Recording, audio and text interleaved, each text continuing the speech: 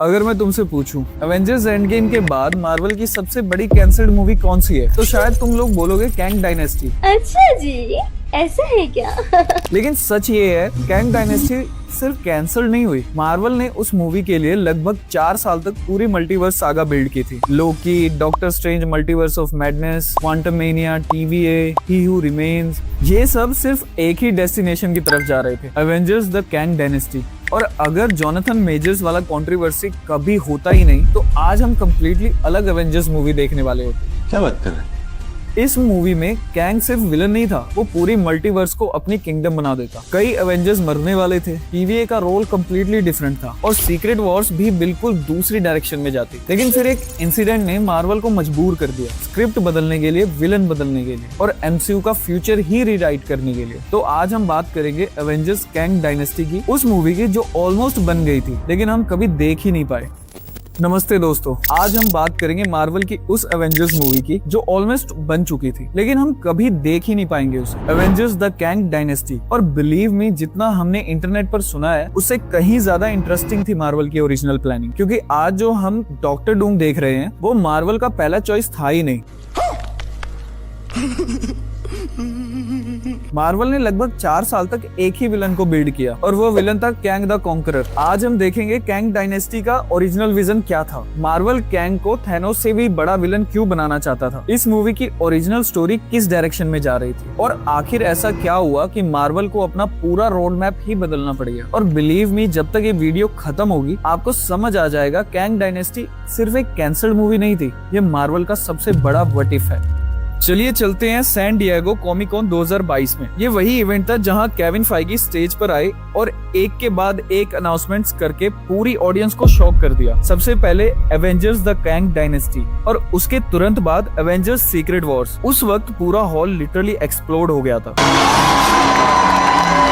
क्योंकि end game के बाद पहली बार मार्वल ऑफिशियली बता रहा था कि MCU का नेक्स्ट फाइनल डेस्टिनेशन क्या होने वाला है। और इंटरेस्टिंग बात यह है, उस वक्त मार्वल के पास सिर्फ टाइटल ही नहीं था बल्कि पूरा रोड मैप भी रेडी था। शैंग-ची के डायरेक्टर डेस्टिन डैनियल क्रेटन को एवेंजर्स 5 डायरेक्ट करने के लिए अनाउंस कर दिया गया और जेफ लवनेस, जिसने एंटमैन एंड द वॉस्ट क्वांटममेनिया लिखी थी, उसको कैंग डायनेस्टी की स्क्रिप्ट लिखने की रिस्पॉन्सिबिलिटी मिल चुकी थी। मतलब ये कोई लास्ट मिनट आइडिया नहीं था, मार्वल ऑलरेडी डिसाइड कर चुका था थैनोस के बाद अगर कोई विलन एवेंजर्स को चैलेंज करेगा तो वो कैंग होगा। अब सवाल ये है, मार्वल ने डॉक्टर डूम को इग्नोर करके कैंग को क्यों चूज किया? इसका आंसर सिर्फ कॉमिक्स में नहीं, MCU की प्लानिंग में छुपा हुआ है। देखो, थैनोस एक सिंपल विलन था, उसका गोल क्लियर था, इन्फिनिटी स्टोन्स कलेक्ट करो और यूनिवर्स का बैलेंस रिस्टोर करो। लेकिन कैंग बिल्कुल अलग लेवल का कैरेक्टर है। वो सिर्फ एक इंसान नहीं है, वो एक साइंटिस्ट है, एक कॉन्करर है, एक एम्परर है और सबसे डेंजरस बात, उसके इन्फिनाइट वेरिएंट्स एग्जिस्ट करते हैं। एक कैंग को हरा भी दिया तो दूसरा आ जाएगा, उसको खत्म कर दिया तो किसी और टाइमलाइन से तीसरा आ जाएगा। इमेजिन करो, एक नहीं, 10 नहीं, 1000 कैंग और हर कैंग अपनी रियलिटी का रूलर। इसीलिए लोकी सीजन 1 का एंडिंग इतना इंपॉर्टेंट था। जब ही हू रिमेन्स मर गया, उसने सिर्फ अपनी डेथ एक्सेप्ट नहीं की थी, उसने एक वार्निंग दी थी, अगर मैं गया तो मेरे और भी डेंजरस वर्जन आएंगे। उस वक्त हमें लगा था ये बस एक डायलॉग है, लेकिन असल में ये एवेंजर्स कैंग डायनेस्टी का फर्स्ट सेटअप था और मार्वल ने इस सेटअप को और स्ट्रॉन्ग बनाया क्वांटममेनिया के थ्रू। वहां पे हमें पहली बार कैंग द कॉन्करर मिला और मूवी के एंड में जो काउंसिल ऑफ कैंग्स दिखाई गई वो क्लियरली एक हिंट दे रही थी कि फ्यूचर में सिर्फ एक विलन नहीं, पूरी कैंग एम्परर एवेंजर्स के अगेंस्ट खड़ी होने वाली है। और ऑनेस्टली कॉन्सेप्ट सुनने में ही क्रेजी लगता है, क्योंकि पहली बार एवेंजर्स किसी के मॉन्स्टर या एलियन आर्मी से नहीं, टाइम के खिलाफ लड़ने वाले थे। और ये सिर्फ बिगिनिंग थी, क्योंकि मार्वल की ओरिजिनल स्क्रिप्ट में कैंग डायनेस्टी सिर्फ एक एवेंजर्स मूवी नहीं थी, ये इन्फिनिटी वॉर से भी ज्यादा डेंजरस वॉर होने वाली थी। और इसी ओरिजिनल स्टोरी का पहला मेजर रिवील इतना शॉकिंग था कि मार्वल फैंस आज भी उसके बारे में डिस्कस करते हैं। और यहाँ से स्टोरी और भी इंटरेस्टिंग हो जाती है, क्योंकि कैंग डायनेस्टी को लेकर बहुत लोगों को लगता है कि ये बस एक और एवेंजर्स वर्सेस विलन मूवी होने वाली थी, लेकिन रियलिटी उससे काफी अलग थी। मार्वल के राइटर्स और इनसाइडर्स के अकॉर्डिंग कैंग डायनेस्टी का पर्पस सिर्फ कैंग को इंट्रोड्यूस करना नहीं था, बल्कि पूरी मल्टीवर्स सागा को फाइनली एक डायरेक्शन देना था। और इसीलिए मूवी का स्केल इन्फिनिटी वॉर से भी बड़ा होने वाला था। थैनोस की आर्मी याद है? आउटसाइडर्स, ब्लैक ऑर्डर, चित्तौरी, सब उसके लिए लड़ते थे। लेकिन कैंग के केस में सिचुएशन कंप्लीटली डिफरेंट थी, क्योंकि कैंग के पास आर्मी नहीं थी, उसके पास उसके खुद के वर्जन्स थे। एक साइंटिस्ट कैंग, एक एम्परर कैंग, एक वॉरियर कैंग, एक पैरो कैंग, और हर वेरिएंट अपनी रियलिटी जीत चुका था। क्वांटमेनिया के पोस्ट क्रेडिट सीन में हमने काउंसिल ऑफ कैंग्स देखी थी। उस वक्त शायद हम सबने सोचा अच्छा टीजर है, लेकिन असल में ये टीजर नहीं था, ये एवेंजर्स 5 का ब्लूप्रिंट था। मार्वल का प्लान था कि अलग अलग यूनिवर्सिटीज से आने वाले कैंग वेरिएंट्स एक ही मिशन के लिए यूनाइट होंगे, और वो मिशन था मल्टीवर्स पर कंट्रोल। अब यहाँ एक बहुत इंटरेस्टिंग मिसअंडरस्टैंडिंग है। बहुत लोग कैंग को थैनोस की तरह समझते हैं, जैसे उसे भी यूनिवर्स जीतना हो या सबको कंट्रोल करना हो। लेकिन कैंग का ऑब्सेशन पावर नहीं था, कंट्रोल था। टाइम का कंट्रोल, हिस्ट्री का कंट्रोल, रियलिटी का कंट्रोल। अगर कोई इवेंट उसके फेवर में नहीं है, वो टाइमलाइन ही चेंज कर देता है। अगर कोई हीरो उसके अगेंस्ट खड़ा हो जाएगा, वो उस हीरो की हिस्ट्री इरेज कर देता है। इमेजिन करो, तुम एवेंजर्स को फिजिकली नहीं हरा रहे, तुम उनके एग्जिस्टेंस को ही रीराइट कर रहे हो। और इसी वजह से कैंग इतना डेंजरस था, क्योंकि उसके अगेंस्ट फाइट सिर्फ स्ट्रेंथ की नहीं, टाइम की थी। अब एक बार लोकी सीजन 2 को याद करो। सीरीज के एंड में लोकी थ्रोन पर बैठा था और सारी टाइमलाइंस को अपने हाथों से होल्ड करता है। उस वक्त हम सब इमोशनल हो गए थे। लेकिन अगर मार्वल का ओरिजिनल प्लान कंटिन्यू होता, तो लोकी का ये एंडिंग कैंग डायनेस्टी की बिगनिंग होती। TVA, multiversal tree, infinite timelines, ये सब सिर्फ एक डिज्नी प्लस शो के कॉन्सेप्ट नहीं थे, ये एवेंजर्स मूवी के कोर एलिमेंट्स थे। क्योंकि कैंग की स्टोरी बिना TVA के कंप्लीट ही नहीं हो सकती, और शायद इसी वजह से मार्वल ने लोकी को इतना पावरफुल एंडिंग दिया। वो फ्यूचर सेटअप था। एक और इंटरेस्टिंग चीज, मार्वल की प्लानिंग सिर्फ विलन को लेकर नहीं बदल रही थी, हीरोज भी चेंज हो रहे थे। एंड गेम के बाद ओरिजिनल एवेंजर्स ऑलमोस्ट खत्म हो चुके थे। टोनी नहीं, नताशा नहीं, स्टीव रिटायर, तो कैंग डायनेस्टी में फोकस नेचुरली नए हीरोज पर शिफ्ट होने वाला था। Sam Williams, Shang Chi, Captain Marvel, Doctor Strange, Ant Man, Spider Man, शायद मून नाइट भी, और फैंटास्टिक फोर की एंट्री भी इसी लार्जर कॉन्फ्लिक्ट का पार्ट बनती। यानी ये मूवी सिर्फ ओल्ड एवेंजर्स रियूनियन नहीं होती, ये ऑफिशियली न्यू एवेंजर्स की फर्स्ट रियल टेस्ट होती। और ऑनेस्टली ये चैलेंज थैनोस से भी बड़ा था, क्योंकि थैनोस को हराने के लिए एवेंजर्स को सिर्फ एक बैटल जीतनी थी, लेकिन कैंग को हराने के लिए उन्हें टाइम के रूल्स तोड़ने पड़ते। और यही मार्वल का मास्टर प्लान और क्लियर हो जाता है। कैंग डायनेस्टी कभी फाइनल मूवी थी ही नहीं, ये तो सिर्फ ब्रिज थी। डेस्टिनेशन हमेशा से सीक्रेट वॉर्स था। मार्वल का ओरिजिनल रोड मैप कुछ ऐसा लग रहा था, पहले कैंग मल्टीवर्स को तोड़ता, फिर यूनिवर्स एक दूसरे से कोलाइड करते, इनकर्जन शुरू होते, रियलिटी कोलैप्स होने लगती, और फाइनली सीक्रेट वॉर्स में बचता सिर्फ एक फ्रैक्चर्ड वर्ल्ड, यानी कैंग डायनेस्टी का एंडिंग। इन्फिनिटी वॉर की तरह एक मासिव क्लिफ हैंगर होने वाला था, और सीक्रेट वॉर्स उसका एंड गेम होता। लेकिन फिर रियल लाइफ में सब कुछ बदल गया। एक कंट्रोवर्सी, एक एक्टर, और मार्वल को सिर्फ विलन रिप्लेस नहीं करना पड़ा, पूरी स्क्रिप्ट दोबारा सोचनी पड़ी। और बिलीव मी, जब मार्वल ने कैंग को रिमूव करने का डिसीजन लिया, तो स्टूडियो के सामने सबसे बड़ा सवाल ये था, अब 4 साल की प्लानिंग का क्या होगा? मैं क्या करूं?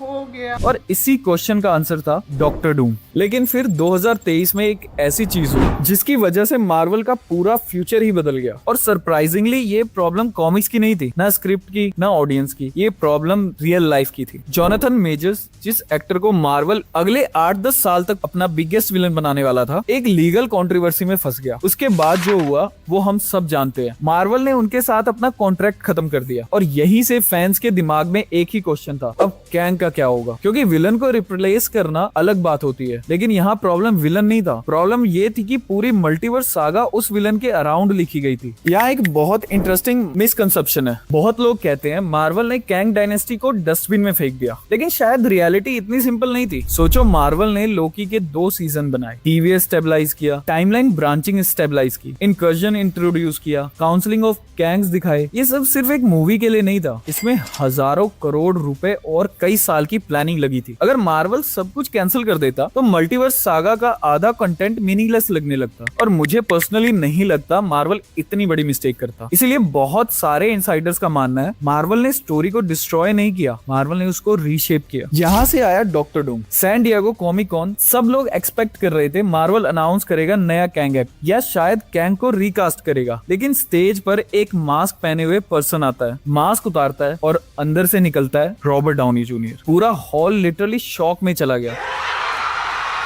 क्योंकि जिस इंसान ने एमसीयू को आयरन मैन बनकर शुरू किया था अब वही डॉक्टर डूम बनने वाला था। और ऑनेस्टली ये सिर्फ कास्टिंग नहीं थी, ये मार्वल का इमरजेंसी रीसेट बटन था। लेकिन नोटिस करने वाली बात ये है, मार्वल ने सिर्फ एक्टर अनाउंस नहीं किया, उसके साथ रूसो ब्रदर्स को भी वापस ले आया। और ये बहुत बड़ा सिग्नल था, क्योंकि रूसो ब्रदर्स वही डायरेक्टर्स हैं जिन्होंने इन्फिनिटी वॉर और एंड गेम को हैंडल किया था। अगर मार्वल सिर्फ डैमेज कंट्रोल कर रहा होता तो शायद किसी भी डायरेक्टर को हायर कर लेता, लेकिन रूसो ब्रदर्स को लाना ये बताता है कि मार्वल को पता था अब गलती की बिल्कुल भी गुंजाइश नहीं है। अब यहाँ से थ्योरी शुरू होती है, और ऑनेस्टली ये थ्योरी मुझे काफी लॉजिकल लगती है। मार्वल ने शायद विलन बदला, लेकिन डेस्टिनेशन नहीं। Think about it, original plan क्या था? मल्टीवर्स कोलैप्स होगा, इंकर्जन्स होंगी, हीरोज अलग अलग रियलिटीज से मिलेंगे, और सीक्रेट वॉर्स तक पूरा यूनिवर्स टूट जाएगा। अब हमें डूम्सडे के ट्रेलर में भी ऑलमोस्ट वही चीजें दिख रही हैं। इंकर्जन्स, multiple universes, fantastic four, X Men, TVA, multiversal crisis, यानी इवेंट्स ऑलमोस्ट वही डायरेक्शन में जा रहे हैं। बस एक डिफरेंस है, पहले ये सब कैंग करने वाला था, अब डॉक्टर डूम करेगा। और इसी वजह से रॉबर्ट डाउनी जूनियर के रिवील के बाद एक लाइन बहुत वायरल हुई थी, new mask same task. New mask. Same task.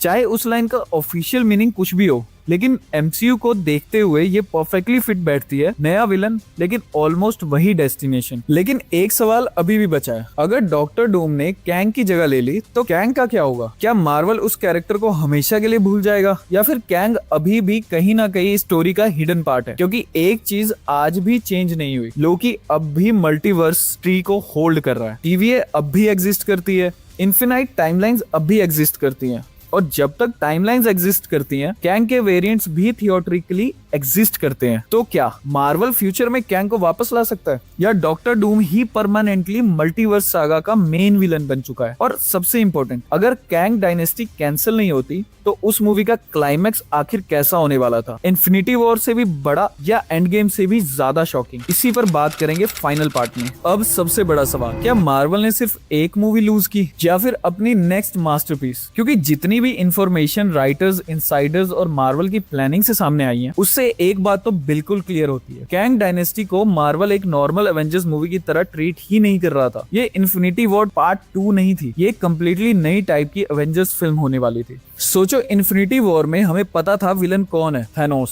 उसका गोल क्या है? Infinity stones. उसको रोकना कैसे है? स्टोन उससे छीन लो, सिंपल। लेकिन अब बात करते हैं कैंग की। उसके साथ प्रॉब्लम ही कुछ और थी। अगर एवेंजर्स एक कैंग को हरा भी देते तो क्या गारंटी थी कि दूसरा कैंग नहीं आ जाएगा?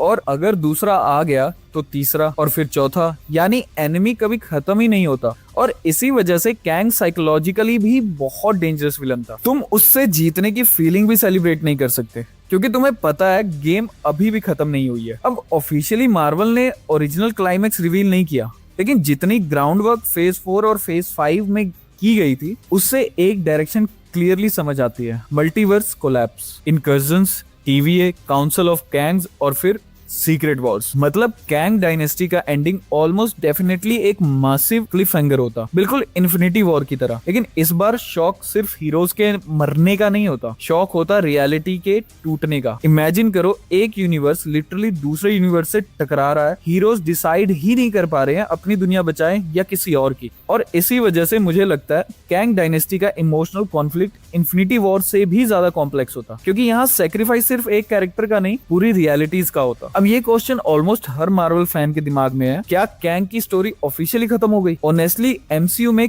कभी भी नेवर नहीं बोलना चाहिए, क्योंकि कैंग का सबसे बड़ा एडवांटेज ही ये है, variants, infinite timelines, infinite realities, infinite versions. अगर मार्वल चाहे तो फ्यूचर में किसी और एक्टर के साथ कैंग को इजिली वापस ला सकता है। क्वेश्चन ये नहीं है क्या कैंग रिटर्न कर सकता है, क्वेश्चन ये है क्या मार्वल को उसकी जरूरत पड़ेगी। अगर डॉक्टर डूम वैसे ही इम्पैक्ट क्रिएट कर देता है जैसे कॉमिक्स में करता है, तो शायद मार्वल कभी पीछे मुड़कर देखे ही ना।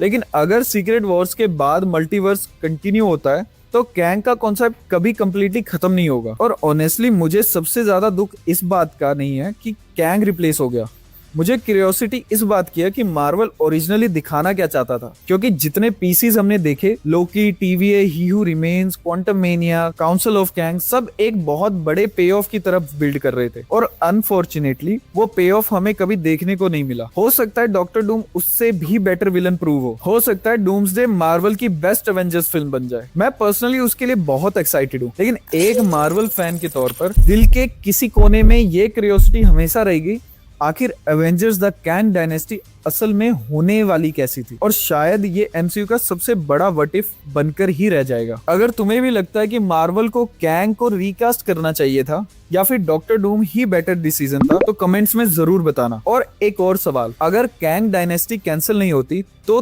तुम्हें लगता है ये इन्फिनिटी वॉर और एंड गेम से भी बड़ी एवेंजर्स फिल्म बन सकती थी? मुझे तुम्हारे ओपिनियंस जेन्युइनली पढ़ने हैं। अगर वीडियो पसंद आई हो तो लाइक जरूर करना, चैनल को सब्सक्राइब करना, क्योंकि यहाँ हम सिर्फ मार्वल की स्टोरीज एक्सप्लेन नहीं करते, हम उन स्टोरीज के पीछे की कहानी भी एक्सप्लोर करते हैं। मैं मिलता हूँ आपसे अगली वीडियो में।